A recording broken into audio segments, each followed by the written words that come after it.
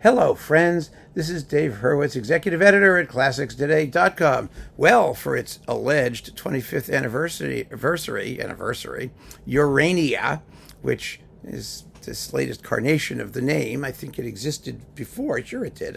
25 years? Nah. It was around in the 50s. Who knows? Anyway, Urania has uncovered or acquired or absconded with or done something to come up with Hermann Scherchen's Mahler 1 and 2 on two handy-dandy CDs. Oh my, these were on Westminster. So Universal owns the masters, presumably. But God only knows whether they're public domain or not. And here they are, recorded in 1954 with the London Philharmonic, and shortly thereafter, in 1958, with the Vienna. Oh, this says the Vienna Philharmoniker and Chorus. The Wiener Philharmoniker and Chorus. That's wrong. It was the Vienna State Opera Orchestra doing the Second Symphony.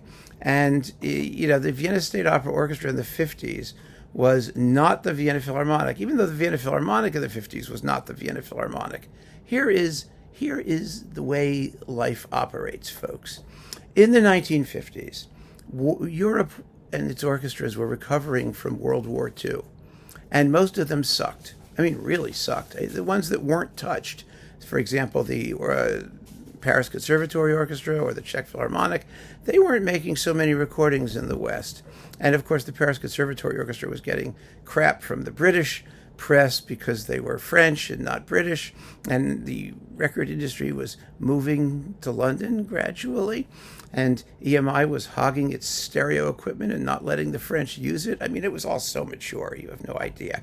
Anyway, so these orchestras were mostly not very good. And Hermann Scherchen was a loon. He was just a crazy guy. He recorded or would play absolutely anything, absolutely anywhere. He was kind of the Sviatoslav Richter of conductors. Richter would prefer to play on an upright in a bar than with a nicely tuned piano in a concert setting. Well, Scherchen was kind of like that, only, to have a full symphony orchestra took a little bit more work.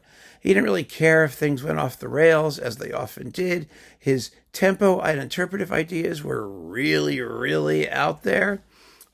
Very, very, very slow, very, very, very fast, very, very unusual.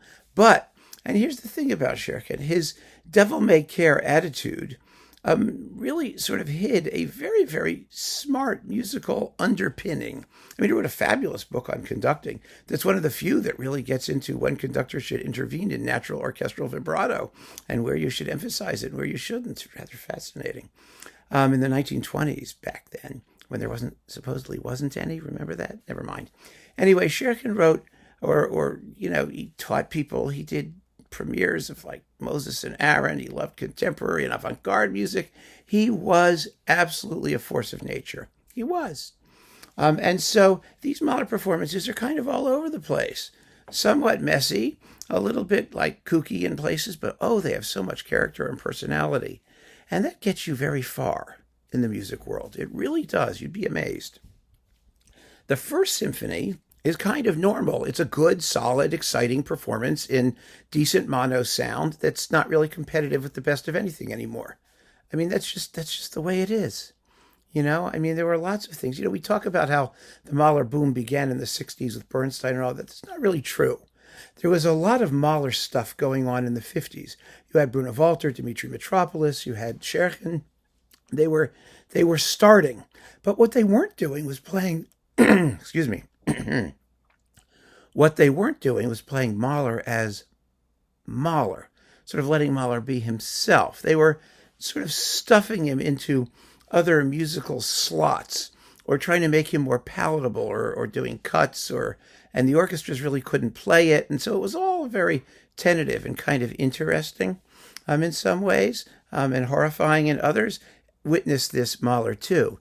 This is a bizarre Mahler 2. Oh my goodness.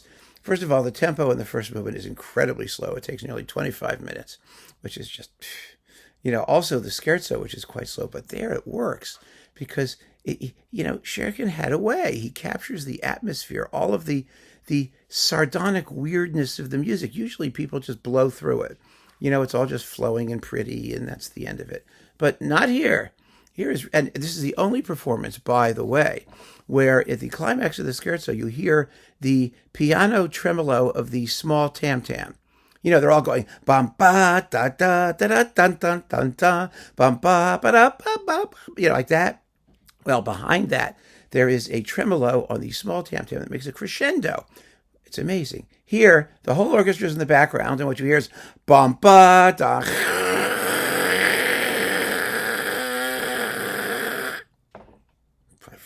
Strange. The chorus is not so good.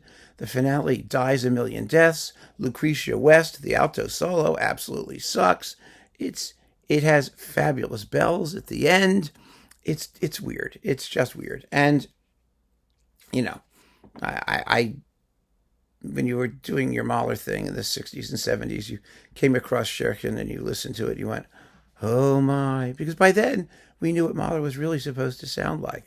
And we were less interested in someone trying to fit the square peg into the round hole, as it were. Anyway, here they are.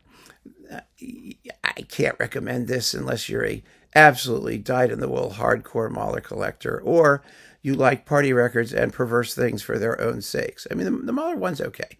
The Mahler 2, oh boy. So keep on listening, friends. Thanks for joining me. Take care.